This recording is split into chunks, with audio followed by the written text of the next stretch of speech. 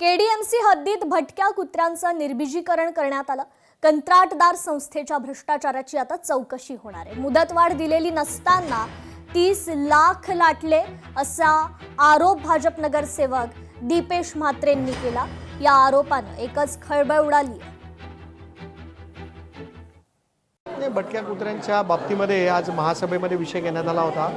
अतिशय गंभीर विषय भटक्या कुत्र्यांचा आहे। बऱ्याचशा लहान मुलांना कुत्र्याचा चावा घेतल्याने त्यांचा मृत्यू झालेला आहे। भ्रष्टाचार एका डॉक्टरचं एका वेटरनिटी डॉक्टरचं आमच्या महापालिकेच्या मस्टरवर पण नाव आहे। तो महापालिकेतनं पण पगार घेत होता आणि तो जीवन रक्षा संस्थेच्या नावावर पण पगार घेत होता।